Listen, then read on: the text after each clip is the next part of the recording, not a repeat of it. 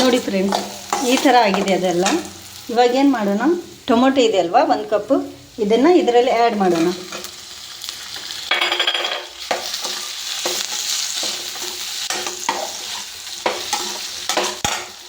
Flame ಜಾಸ್ತಿ ಇಡೋದು ಒಂದು ಸ್ವಲ್ಪನೇ, ಟೊಮೊಟೊ ಸ್ವಲ್ಪ ಬೇಗ ಇದಾಗುತ್ತೆ. ಇದರಲ್ಲಿ ಸ್ವಲ್ಪನೇ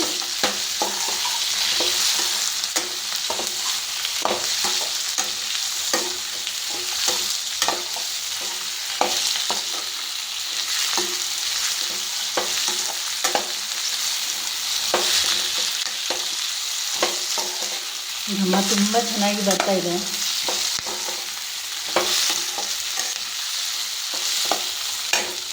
ಸ್ವಲ್ಪ ಸಾಲ್ಟ್ ಇದೆ ಅಲ್ವಾ, ಸ್ವಲ್ಪ ಸಾಲ್ಟ್ ಹಾಕೋದು. ಸ್ವಲ್ಪನೇ ಹಾಕ್ತಾ ಇರಬೇಕು, ಯಾಕಂದರೆ ಅಲ್ಲಿ ಹೆಚ್ಚಾಗುತ್ತೆ ಅಲ್ವಾ. ಮುಂಚೆನೂ ಹಾಕಿದ್ದೀನಿ, ಬಟ್ ಇದು ಸ್ವಲ್ಪ ಬೇಗನೆ ಬೇಯಿಸಿ ಅಂತಾನೆ ಹಾಕ್ತಾ ಇರಬೇಕು. ಸ್ವಲ್ಪನೇ ಜಾಸ್ತಿ ಆಗುತ್ತೆ ಮುಂಚೆ, ಆಮೇಲೆ ನಂತರ ನೋಡಿಕೊಂಡು ಹಾಕೋದಂತ. ಸಾರಿ ಫ್ರೆಂಡ್ಸ್, ಫಸ್ಟ್ ಟೈಮ್ ಮಾಡ್ತಾಯಿದ್ದೀನಿ ಯೂಟ್ಯೂಬಲ್ಲಿ ಹಾಕಬೇಕಂತ. ತುಂಬ ಟೇಸ್ಟಿ ಅಂತ ತುಂಬ ಚೆನ್ನಾಗಿದೆ, ಬಟ್ ನಮ್ಮಲ್ಲಿ ಮನೆಯಲ್ಲಿ ಮಾಡೋ ಸ್ಪೆಷಲ್ ಇದು. ಒಂದು ಸ್ವಲ್ಪ ನೀವು ಟ್ರೈ ಮಾಡಿ ಫ್ರೆಂಡ್ಸ್, ಎಲ್ಲರೂ ಚೆನ್ನಾಗಿರುತ್ತೆ ಇದು. ನೀವು ನೋಡಿ ಫ್ರೆಂಡ್ಸ್, ಈ ಥರ ಆಯ್ತಲ್ಲ.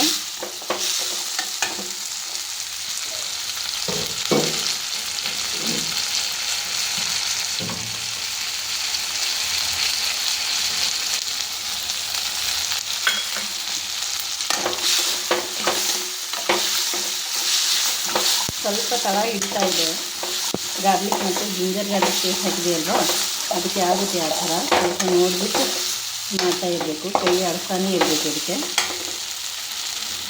ಇವಾಗ ಈ ಮಸಾಲ ಇದೆಯಲ್ಲ, ಖಾರದ ಪೌಡ್ರು, ಸಾಂಬಾರು ಪೌಡ್ರು ಮತ್ತು ಕೊರಿಯಂಡರ್ ಪೌಡ್ರು, ಅದನ್ನು ಇವಾಗ ಹಾಕಬೇಕು ಇದಕ್ಕೆ.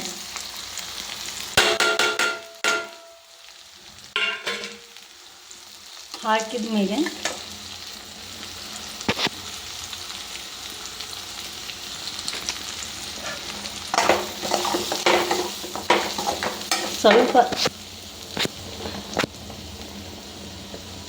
ಸ್ವಲ್ಪನೇ ನೀರು ಹಾಕಬೇಕು ಇದಕ್ಕೆ. ಯಾಕಂದರೆ ಈ ಮಸಾಲ ಪೌಡ್ರ್ ಹಾಕಿದಿರ್ತೀವಲ್ವ, ಅದು ಸ್ವಲ್ಪ ಇದು ಆಗುತ್ತೆ, ಅದಕ್ಕೆ ಅಂದರೆ ಸ್ವಲ್ಪ, ಜಾಸ್ತಿ ಎಲ್ಲ ಬೇಡ.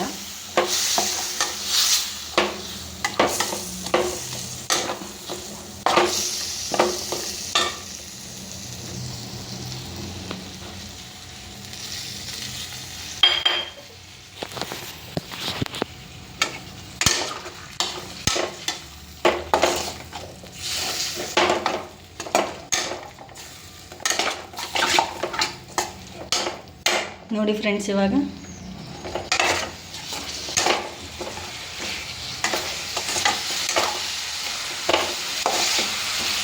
ನೋಡಿ ಫ್ರೆಂಡ್ಸ್, ಇದಕ್ಕೆಲ್ಲ ಇಂಗ್ರೀಡಿಯೆಂಟ್ಸ್ ಏನು ಹೆಚ್ಚಲ್ಲ, ಮನೆಯಾಗಿರುವಂಥ ಸಾಮಗ್ರಿಗಳನ್ನೇ ಯೂಸ್ ಮಾಡಿ ಸಿಂಪಲ್ ಆಗಿರೋ ರೆಸಿಪಿಯನ್ನು ಮಾಡ್ಬೋದು. ಚಪಾತಿ, ಜೋಳದ ರೊಟ್ಟಿ ಅಂತ ತುಂಬ ಚೆನ್ನಾಗಿರುತ್ತೆ ಇದನ್ನು.